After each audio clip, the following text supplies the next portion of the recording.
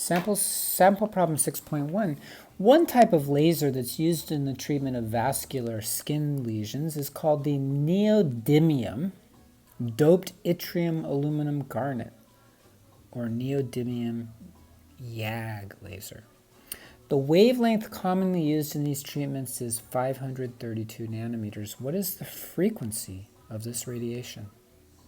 Okay, so this is an example of the properties of waves that we talked about in the lecture, which shows us that there's a relationship between the wavelength of electromagnetic waves and the frequency.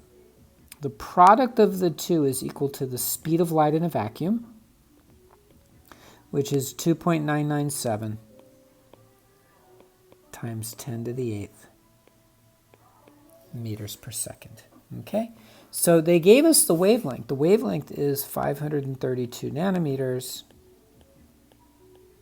We are asked to find the frequency.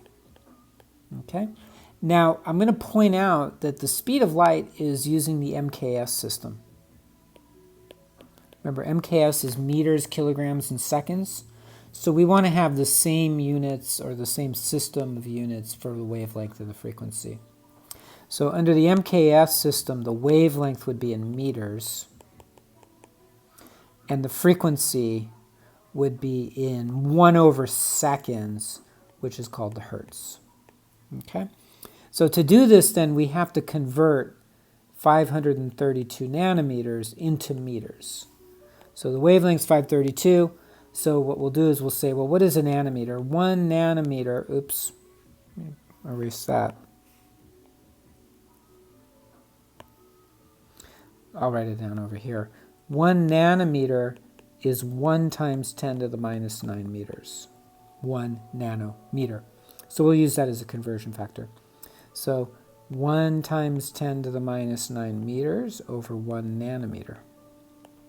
Okay, nanometers cancel, and you get 532 times 10 to the minus 9 meters. So there's our wavelength in the MKS system.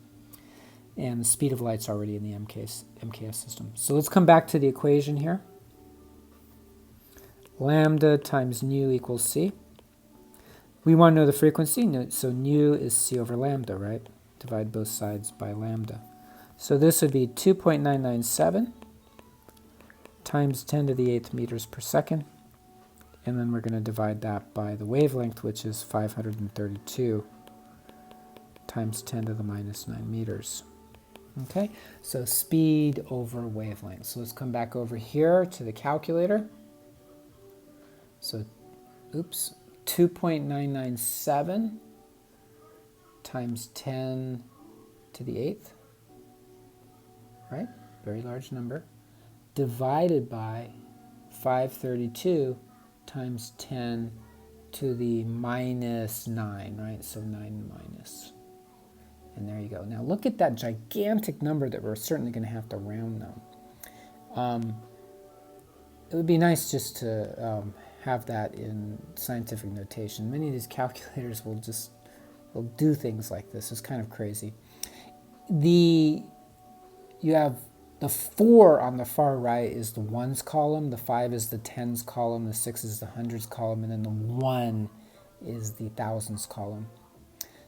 Moving over 3 more spaces to the 4, that's the millions column, 10 to the 6th.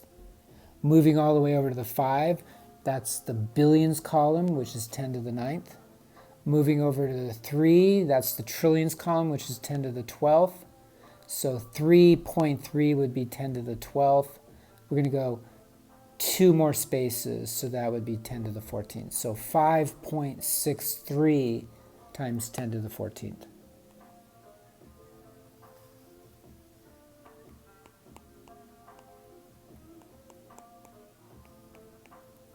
And then the units, the meters cancel and you get 1/second. But remember, 1/seconds is a hertz.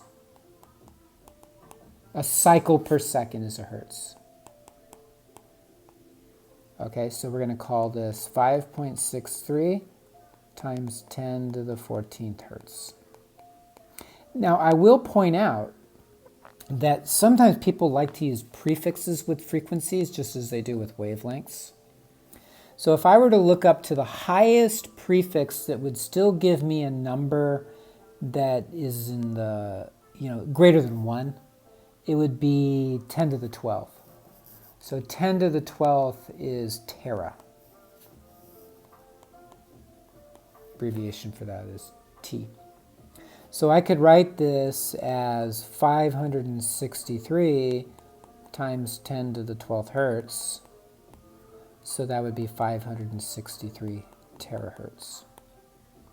So that would be another way of representing it. The textbook doesn't ask you to do that, but you will see that quite frequently with frequencies, is that there are prefixes using. So you might see for frequency kilo, 10 to the 3, mega, 10 to the 6, giga, 10 to the 9th, and then tera, 10 to the 12th, and then the abbreviations